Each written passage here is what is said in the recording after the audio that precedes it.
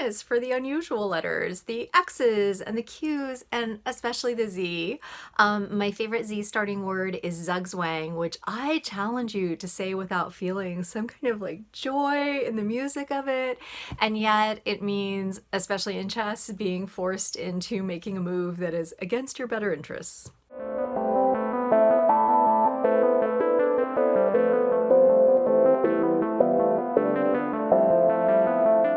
I would love to spend a week on a desert island with Jane Eyre in the current moment. First, because I feel like there would be so much to talk about and to catch her up on.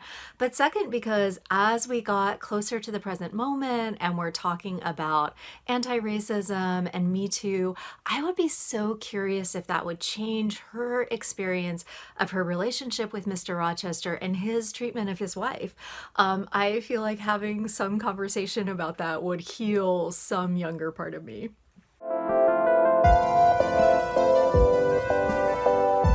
This is a recent book by Franny Choi, The World Keeps Ending and the World Goes On. And I just love the world building and kind of the argument and invitation that she lays out in that title. And man, the book just lives up to it. It's really an extraordinary, extraordinary work.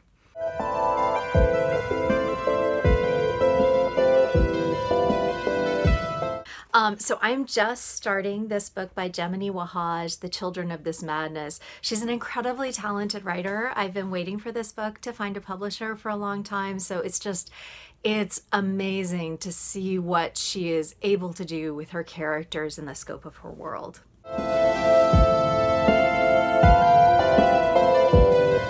I would love to say that I was a lion. That would feel really elegant and powerful, but still have a lot of rest in it. But I think I'm more like our dog, who also rests a lot, naps under my desk for long stretches and then goes out and just has these furious bursts of energy. He's also part sled dog. And there's something that I really relate to in that I need a lot of gathering and research and thinking and making notes before I really start to understand what something is. And then once I figure out what that project is, I'm like, I will just drag everything in my life towards that. Even if my life is unwilling, I will sort of find the space to make it across whatever frozen tundra the work is. As soon as possible, get away from the question, am I good enough to be doing this? I spent a lot of time in my early writing life trying to measure my talent, and it didn't do anything. I was gonna keep writing anyway, and it put my focus in the wrong spot. So now I know the real question is, what does this work ask me to be? What does it ask me to do? And certainly for poems, there are some where I've had to become a better craftsperson or grow as a human or live more or research more. But that's the only thing that I have control over. Those are the things that have made me a better writer. And so I think just shifting that idea of what is enough from a sense of self into what is enough for the work is generative and healthy, and leads to more powerful writing.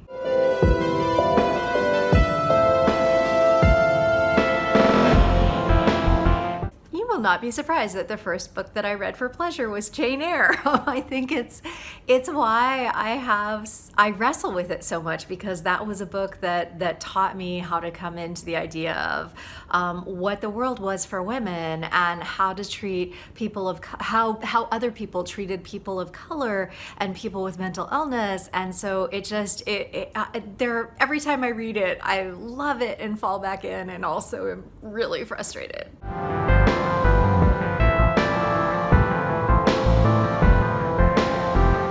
So I think this might be cheating, because I'm guessing that you're hoping that I pick a fictional book.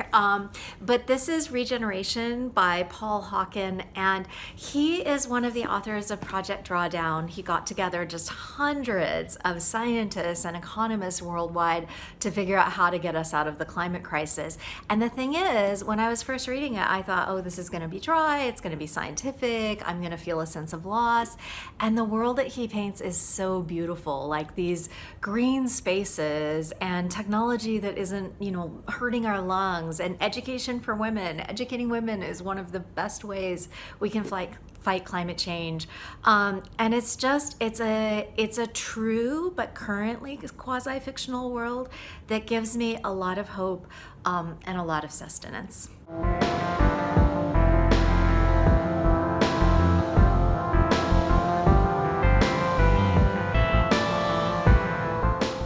Body. Summa Lyrica by Alan Grossman is amazing. It has practical advice, but it's written in such a mysterious way that I feel like it's a book that calls me back into the world or myself as much as it actually gives advice. I love Bird by Bird, and I have been loving 1,000 Words by Jamie Attenberg, and just all of the advice that people have. I feel like that book is a gift to all of us.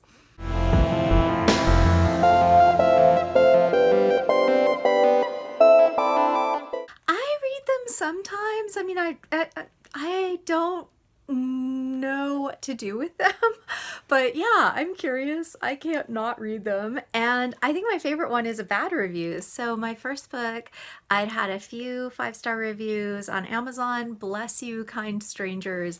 And then suddenly I had a 1-star review, and I went and looked, and it said, I'm going to read this.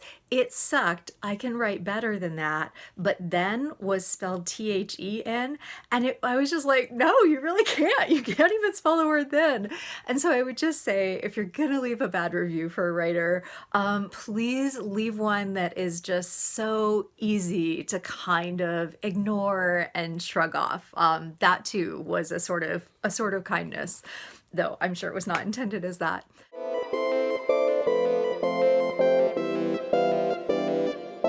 I like to tidy. I do not like to clean, but I love to tidy. And I think some of that is especially sort of like tidying my desk, that it's a feeling of creating a ritual space, that this is also the place where I pay bills and grade papers and make doctor's appointments. And there's something about sort of clearing the table and thinking about what books I want to be in conversation with that kind of calls me into a sort of thinking space. But then the tidying the rest of the house, it's just procrastination. But, it looks nice.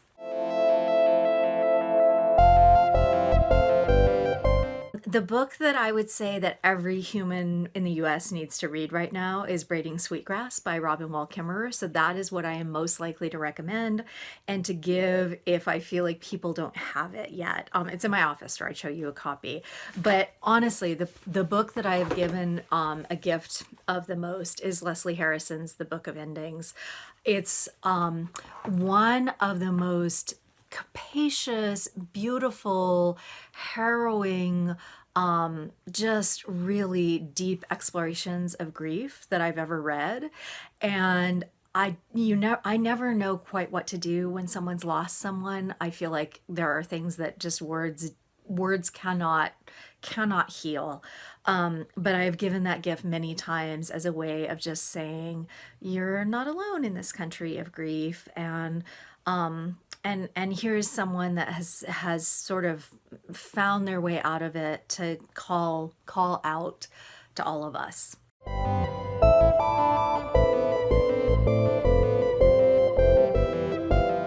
I would love to ask Emily Dickenson these questions, and it's a little subversive because I think she would be having none of that.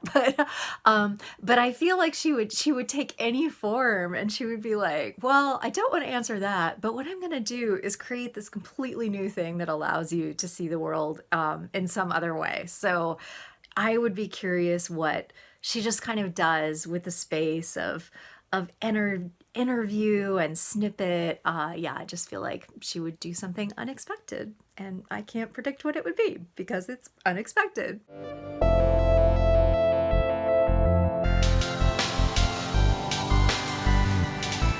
Definitely a book of drawings my kid made. Everything else is a copy. There are no first editions. We could replenish everything, but those really beautiful dragons.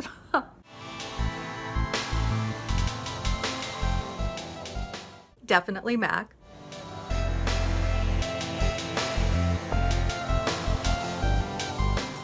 I hated every Little Women until Greta Gerwig's, which foregrounded Jo as a writer and the family and the fact that that book happened during the Civil War.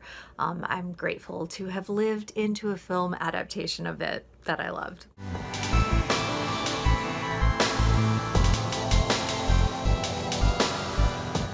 My mom is my core reader. She is the person who introduced me to poetry, so she's very poetry friendly, but she is not reading it as often as I am. And so she's a really good test for how is this going to communicate human to human. Yeah, she's just kind of like, she's my lodestone.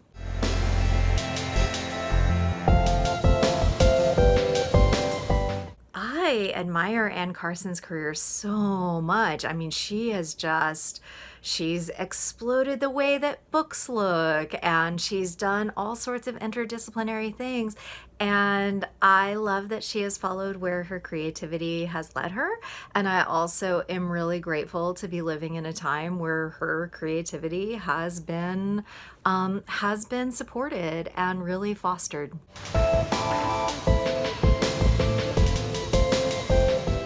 So I got this music from a painter actually who won the MacArthur, and now I can't even remember who it is, which is embarrassing because this will be on the internet forever.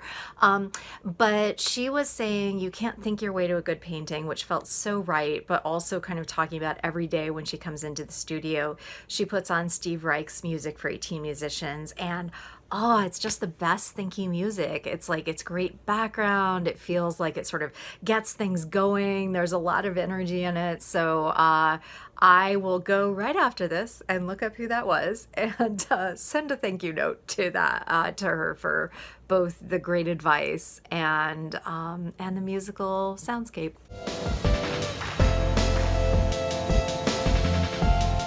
The Strangest Space is a working buffalo ranch, Madroño Ranch, run by Martin and Heather Kohut, and it was fantastic to be around these really these creatures that I'd never been close to. And there was also this really angry swan that would try to chase me away from the door sometimes when I would come out. So it was really good incentive to just stay writing.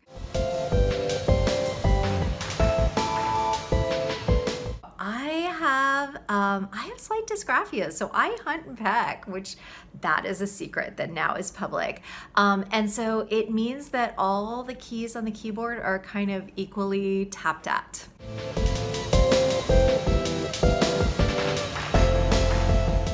I'm cheating.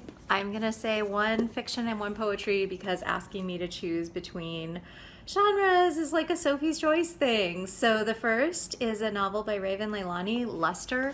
It is so strange and so perfect, and I immediately started reading it again as soon as I finished it because I was like, how did she do that? How did she pull all of that off? And then a second one, this is poetry, is The Wild Iris by Louise Gluck. The sticker is coming off. I've read it so often. Both of these books have in common that they are just incredibly ambitious, and that probably somewhere along the way someone told these writers to do something different or to tone it down, and neither of them did, and I am so, so grateful.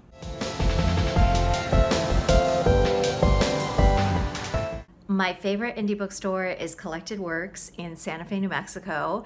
It's a bookstore that I remember being in when I was little, and I just love that it has this long history of books in my hometown.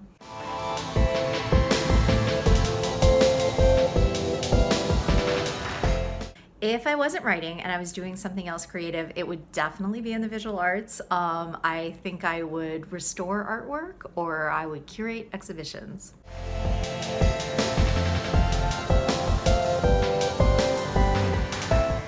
Is there a word for having written a trilogy, like trilologist? Because I am working on the third book in a series, and I would love it if it were done in 5 years. And I would love it if anybody can tell me if there's a particular noun that would describe that experience.